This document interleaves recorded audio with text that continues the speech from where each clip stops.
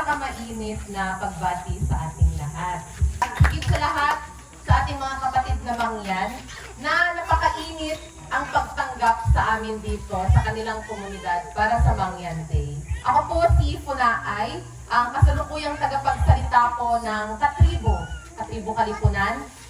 Isa po akong kabataang bontok mula sa Mountain Province, Cordillera. Mariin ang aking pakikiisa, hindi lamang sa inyong pagdiriwang ng Mangyan Day, kundi nakikiisa din ako at ng Katribo sa inyong mga laban, sa inyong mga tagumpay, at sa patuloy na pagpapanawagan para sa karapatan, kabuhayan, kultura, kalikasan at kinabukasan.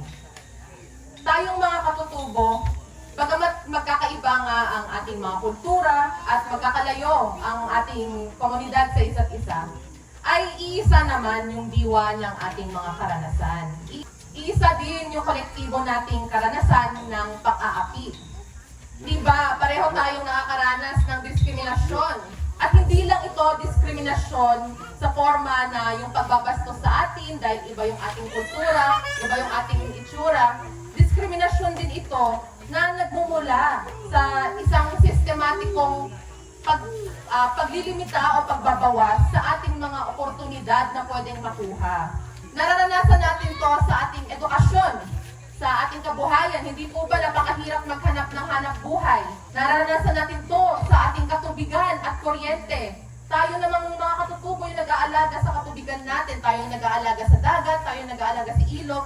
Pero bakit napakahirap pa din ng pagkuha ng malinis na tubig para sa mga komunidad natin? Napalayas tayo mula sa ating lupang ninuno.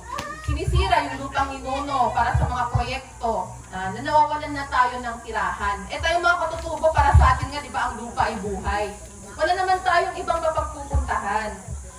Ang mga katutubong mamamayan ng Pilipinas ay pumaharap sa matinding pangangamkam sa lupa nang dahil sa mga pagtatayo ng mga dam, ng mga pagmimina, large-scale mining, mga hydropower plants, mga agribusiness plantations, at yung tinatawag natin sa English na ecotourism.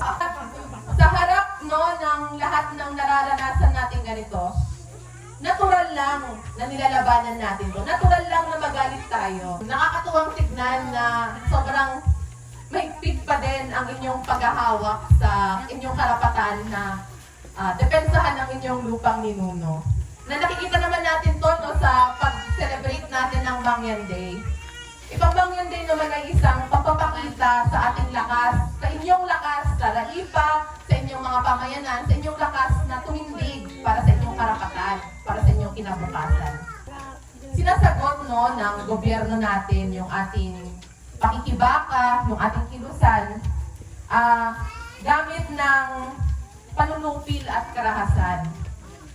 Sa gitna ng matinding paghihirap natin, mga katutubo, tinutuloy pa rin yung pagdarahas sa ating mga komunidad.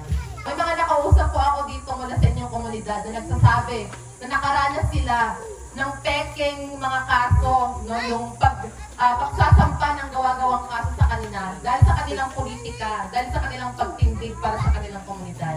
Kung gawin tayo mga kriminal ng gobyerno, gusto nilang sabihin na yung ating paglaban para sa lupang ninuno ay pagiging kriminal. Yan ang taktika ng ating estado upang mabigyang katwiran itong ginagawa nilang paglabag sa ating mga karapatang pantao. Alalahanin natin sa ating lahat na tayong mga katutubo ay hindi mga kriminal. Hindi tayo terorista. Ang ating mga panawagan ay makatarungan. Sa harap ng panunupil at pagsasamantala, ang pagtutol natin ay makatarungan. Patuloy pa natin yung ating pagkilos para sa ating mga karapatan. Ang ating pakikiisa, ang ating armas laban sa pandarahas. Hanggat may mangyan, hanggat may igorot, hanggat may kalumaran, hanggat may mga katutubo na lumalaban, may pag-asa tayong mapalaya ang ating lupang ninuno, may pag-asa mapalaya ang ating mga sarili, may pag-asa na mapalaya ang ating bayan.